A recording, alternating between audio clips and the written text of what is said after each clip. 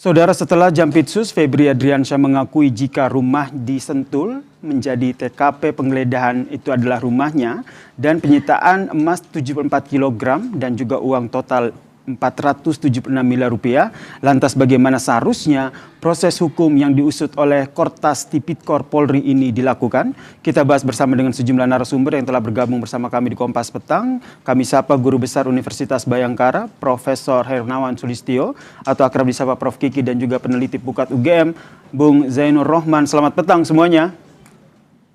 Selamat petang. Saya ke Prof Kiki dulu. Prof Kiki, ini kalau kita lihat sudah ada pengakuan dari Jampitsus bahwa yang digeledah itu rumahnya, tapi tidak secara spesifik atau gamblang menyebut siapa pemilik dari emas 74 kg dan juga uang ratusan miliar rupiah ini. Pertanyaannya, apakah dengan pengakuan ini proses hukum yang dilakukan Polri sudah bisa langsung menetapkan tersangka? Nggak bisa dong secepat itu, karena apa? Nanti di pengadilan bisa ditangkal. Lalu yang paling penting adalah opini publik bisa berbalik. Sekarang ini opini publik sedang kuat-kuatnya mendukung langkah-langkah Polri. Ya, dan itu nggak boleh kita berhenti. Kenapa? Ini momen bagus untuk bersih-bersih. Tetapi ada persoalan hukum ini nanti. Biasanya polisi menyusuri kasus seperti ini diserahkan ke jaksa sampai P21, jaksa menuntut berdasarkan hasil penyelidikan polisi itu. Nah, ini apakah nanti berkasnya akan diserahkan ke jaksa? Saya kok jadi bingung karena yang ditersangkakan sekarang ini oleh publik ya, belum oleh secara hukum, oleh publik itu Jampitsus. Ini yang harus digarisbawahi ya Prof Kiki ya, karena jangan sampai teka-teki pemilik emas 74 kg dan juga uang ratusan miliar rupiah ini akhirnya menjadi bola liar. Jadi apa yang harusnya dilakukan oleh polisi untuk menguak teka-teki ini, Prof Kiki? Sebetulnya tidak sulit, tapi membukanya yang sulit gitu loh. Misalnya jejak forensik fisik ya, apakah ada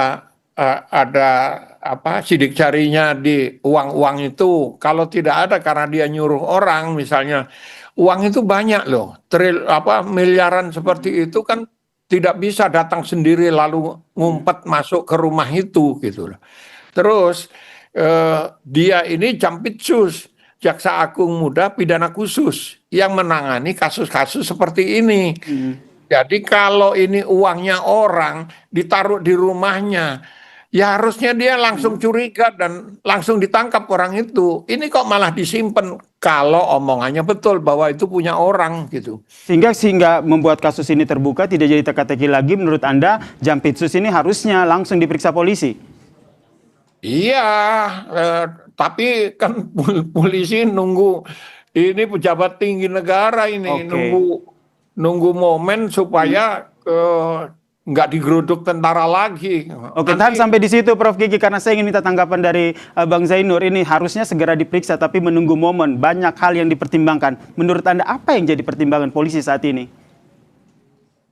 Ya, secara prosedur setelah melakukan penggeledahan diikuti dengan penyitaan, maka dilakukan pemberkasan, dilakukan penelitian terhadap barang-barang tersebut, dan yang paling penting harus mencari kaitan dengan tindak pidana.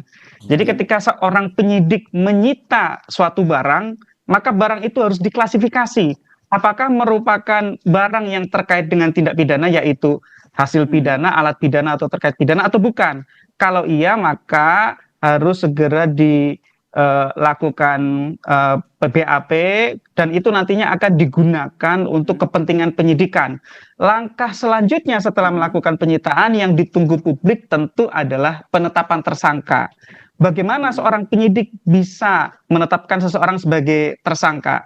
Ya tentu sudah didahului dengan penyelidikan, kemudian setelah kuat, maka ini sudah ketemu tindak pidananya. Selanjutnya adalah menetapkan siapa yang melakukan tindak pidana tersebut, ditunjukkan dengan 2 alat bukti. Nah, 2 alat bukti itu tentu penyidik biasanya akan memeriksa barang-barang bukti seperti itu tadi uang, emas dan selanjutnya lain-lain.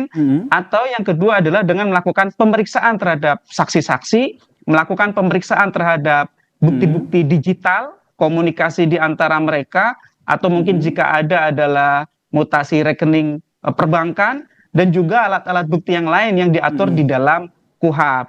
Nah, itulah yang harus dilakukan oleh penyidik. Kalau Sehingga ada, ya. Sehingga kalau kita lihat hingga saat ini kan sebenarnya yang kita nantikan adalah konferensi pers yang akan dilakukan oleh Mabes Polri. Tapi kalau kita lihat keterangan yang terbaru terkait kasus ini adalah apa yang disampaikan oleh Jampitsus, yaitu bahwa mengakui bahwa rumah yang digeledah di Sentul ada rumahnya, tapi tidak menyampaikan secara gamblang siapa sebenarnya pemilik emas 74 kg dan juga uang ratusan miliar rupiah ini, Mas Zainur. Pertanyaannya, dari pernyataan ini apa yang bisa ditelusuri untuk membuat kasus ini terang benderang, Mas Zainur? Tapi jangan dijawab dulu, kita lanjutkan perbincangan kita. Tetaplah bersama kami di Kompas Petang. Teka-teki pemilik uang ratusan miliar rupiah dan emas 74 kg yang ini masih kita bahas. Tadi pertanyaan gantung saya ke Bang Zainur adalah dari pernyataan Jampitsus, ini sebenarnya apa yang bisa dilakukan oleh polisi untuk menelusuri titik terang dari kasus ini? Ya, soal pernyataan siapapun boleh menyangkal. Itu adalah hak. Bahkan ketika seseorang merasa penggeledahan dan penyitaannya melawan hukum, boleh mengajukan pra-peradilan meskipun statusnya belum tersangka. Yang kedua, bola tetap ada di tangan penyidik. Jadi semua bergantung kepada keputusan penyidik. Dan kalau kita lihat ya, ini sudah ada di publik dengan sangat luas, menarik perhatian publik. Maka menurut kami tidak ada kata lain selain maju terus sampai berujung kepada proses pengadilan. Kalau ini diselesaikan secara adat, maka ini akan menjadi cerita yang sangat buruk bagi dunia penegakan hukum Indonesia. Dan yang ketiga, Bang Yasir, ada instrumen hukum yang sebenarnya bisa digunakan untuk mendekati perkara ini, yaitu Undang-Undang TPPU. Kalau Undang-Undang Tipikor memang perbuatannya itu harus dibuktikan. Apakah ini adalah perbuatan suap menyuap, apakah perbuatan gratifikasi, ataukah perbuatan apa. Namun kalau TPPU, tindak pidana pencucian uang, itu predikat kremnya ya atau pidana yang mula-mula itu tidak perlu dibuktikan. Selama penyidik sudah mengantongi dugaan tindak pidana awalnya, maka selanjutnya pembuktiannya bukan tentang pidana awal, predikat kremnya, tetapi pencucian uangnya. Misalnya ya, ada seseorang itu kemudian ingin memasukkan harta hasil kejahatan ke dalam sistem ekonomi yang sah, menjadi bisnis misalnya, atau menyimpan harta yang sangat banyak di satu tempat misalnya, dan seterusnya. Dengan pendekatan TPPU, itu menurut saya penyidik akan sangat diuntungkan. Nah, yang keempat, dengan kata lain, Bang Zainur, maaf saya potong, apakah wajar, ini kan pertanyaan publik, apakah wajar jika orang yang rumahnya digeledah tetapi tidak menjelaskan secara gamblang, dan bahkan akhirnya publik berkesimpulan sementara bahwa kok bisa Jampitsus ini tidak mengetahui ataupun tidak menyampaikan secara gamblang pemilik dari uang ratusan miliar rupiah dan juga emas 74 kg ini? Ya, itu soal kewajaran tentu publik juga punya cara pandang ya. Kalau menurut saya sih tidak wajar ada orang menyimpan uang emas 74 kg di rumah, itu saja tidak wajar ya. Biasanya kalau orang menyimpan emas dalam jumlah besar atau uang dalam jumlah besar ya di perbankan atau di safe deposit box atau di tempat-tempat lain yang sewajarnya. Satu, Bang Yasir, saya ingin jelasin dikit.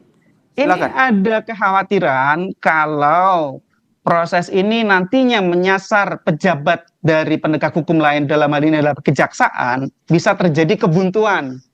Kenapa? Karena hasil kerja dari penyidik akan diserahkan kepada penuntut umum untuk bisa P21. Kalau belum lengkap akan dikembalikan, terus P19, P19, terus diminta untuk melengkapi, diperiksa ulang, ditambah alat bukti, dan seterusnya. Maka untuk menjamin objektivitas penanganan perkara ini butuh turun tangan satu lembaga lagi, yaitu Komisi Pemberantasan Korupsi, KPK. Sesuai Undang-Undang KPK, KPK punya kewenangan koordinasi dan supervisi, yaitu mengasistensi penyelesaian perkara agar sesuai dengan hukum. Kalau terjadi kemandekan atas alasan apapun yang tidak sesuai dengan hukum, KPK bisa ambil alih. Kalau KPK yang ambil alih, maka KPK bisa sidik sendiri dan bisa tuntut sendiri tanpa campur tangan lembaga lain. Bang Yasir. Prof Kiki melihat apakah ini juga salah satu opsi yang juga saat ini tengah dipertimbangkan dan juga dipikirkan oleh Polri dalam mengusut kasus ini? Sudah pasti. Tapi kalau Jampitsus tidak tahu, mungkin karena kebanyakan rumah dan isinya kebanyakan di mana-mana gitu, jadi lupa dia. Itu. Tetapi komplikasi yang saya lihat itu komplikasi. Ini menyangkut orang tertinggi dalam hal penegakan hukum pada kasus-kasus korupsi, tipikor. Nah, lalu di berkas. Berkas ini nanti akan diserahkan ke jaksa. Harusnya jaksanya itu anak buahnya. Gimana ini? Itu saya bukan ahli hukum, saya nggak tahu penyelesaiannya gimana, kan gitu. Nah, kalau saya lihat KPK turun gitu. Kalau mentok juga, ini presiden harus turun tangan ini. Nggak ada cara lain kalau mau menegakkan, bukan hanya menegakkan hukum, tapi menegakkan apa omongannya selama ini, bukan omon-omon. Ya, ini momennya. Oke, sehingga pertanyaan selanjutnya, bagaimana akhirnya kita bisa memastikan kasus ini tidak ada intervensi? Apakah bisa didorong agar Jampitsus ini mengundurkan diri saja dulu? Itu masalah lain. Kalau yang saya lebih concern itu tekanan. Baru sehari aja udah ada 3 kompi tentara gerebek Polda. Ya, ini apa? Ini bukan tugas tentara. Korupsi nanti tentara ikut-ikutan nangani berkasnya, nangani apa, ikut-ikutan. Sebentar Prof Kiki, berarti Anda melihat kasus ini tidak hanya kasus biasa, pengungkapan 3 kasus korupsi biasa yang tengah dilakukan Polri, tapi ada tekanan yang luar biasa dari eksternal, di luar Kejaksaan dan juga Polri ini. Iya, saya baru bicara mengenai kepentingan tentara sampai dianakan polisi. Saya belum lagi kita bicara mengenai pihak-pihak terkait dalam kasus pemadaman listrik, dalam kasus Asabri, dan dalam kasus-kasus yang lain. Kenapa? Mereka semua berkepentingan untuk mencuri momen sekarang ini untuk bisa lepas dari jerat hukum itu. Jadi ini akan sangat ruwet, dan di antara para pemain itu pasti ada yang nanti menggunakan masa preman-preman, karena tidak bisa tentara dikerahkan 3 kompi ke Polda Metro, nggak bisa, dikerahkanlah preman-preman untuk menghadapi polisi. Dan saya ke Bang Zainur. Bang Zainur, ini kan kita masih menunggu konferensi pers yang dilakukan Polri. Menurut Anda, kapan harusnya Polri akhirnya mengungkap siapa sebenarnya tersangka dari kasus korupsi yang tengah diusut? Ya, kalau pertanyaannya seperti itu, jawabannya adalah ketika sudah ditemukan 2 alat bukti yang cukup, ya. Jadi itu semua kembali kepada kecukupan alat bukti. Nah, kalau alat buktinya sudah diangkut sedemikian banyak dan sudah didahului dengan penyelidikan, apa iya masih kurang? Jadi kita masih menunggu nih, bola ditendang oleh pihak Kortas Tipikor. Dan jadi pertimbangannya apa? Kalau diganti pertanyaan bukan kapan, tapi pertimbangannya apa? Kalau saya sih melihat, kalau dari teknis hukum, sepertinya bukan satu soal yang berat. Yang lebih berat adalah teknis non-hukum. Nah, ini takutnya ada penyelesaian-penyelesaian adat yang tidak sesuai dengan prinsip-prinsip negara hukum, menciderai prinsip supremasi hukum. Nah, itu harus dilawan oleh publik. Publik harus memastikan bahwa proses ini harus sesuai dengan jalur hukum, hanya penyelesaian hukum yang harus dilakukan. Karena kalau publik melakukan pelanggaran hukum juga publik harus menghadapi konsekuensi hukum. Begitu juga kalau pejabat-pejabat negara, penyelenggara negara, apalagi aparat penegak hukum, orang yang tahu hukum harusnya lebih-lebih lagi harus diproses oleh instrumen hukum, dan harusnya hukumannya juga jauh lebih berat daripada orang yang tidak memahami hukum. Dan tentu saja kita berharap Kejaksaan Agung juga seharusnya ikut menegakkan kasus ini. Kalau seandainya Kejaksaan Agung ikut dalam mengusut penegakan hukum di kasus ini, menurut Anda apa yang sebaiknya dilakukan Kejaksaan Agung saat ini? Ya, memberikan kesempatan seluas-luasnya kepada penyidik, dalam hal ini adalah Kortas Tipikor. Yang kedua, menghormati proses hukum yang terjadi. Yang ketiga, nantinya kalau ada pejabat atau pegawainya dari kejaksaan yang menjadi tersangka, ya maka harus fair. harus sesuai dengan hukum. Nah, oleh karena itu ketika komplikasinya misalnya pejabatnya sangat tinggi, harus dicopot terlebih dahulu. Tidak mungkin akan bisa jalan kalau yang bersangkutan juga yang disasar, yang bersangkutan adalah pemimpin tertingginya untuk pidana khusus misalnya seperti itu. Jadi ini memang langkah-langkah yang harus diambil. Jadi pertanyaannya kira-kira nantinya ini kalau terkait dengan pejabat yang sangat tinggi seperti ini, apakah akan menyelamatkan person, apakah akan menyelamatkan institusi, apakah akan menyelamatkan prinsip negara hukum, supremasi hukum, ataukah menyelamatkan kelompok sendiri. Gitu Bang Yasir. Pertanyaan yang sama ke Prof. Kiki, apa yang harus dilakukan oleh Kejaksaan Agung untuk menegakkan kasus ini? Pecat dulu, disidang pelakunya atau terduga pelakunya ini, lalu bersih-bersih. Ini institusi dan yang memimpin ini untuk pemberantasan korupsi, dia melakukan itu. Ada nggak Esnurindo hukuman bisa 100 tahun gitu ya? Baik, Jangan cuma 10 tahun, enak sekali 100 tahun gitu hukumannya. Baik. Biar orang lihat serius negara ini gitu. Baik, kita nantikan apa proses hukum yang tengah berlanjut, yang tengah diusut oleh Polri. Terima kasih Prof. Kiki, terima kasih Bang Zainur atas perspektifnya di Kompas Petang. Salam sehat semuanya. Terima kasih. Terima kasih.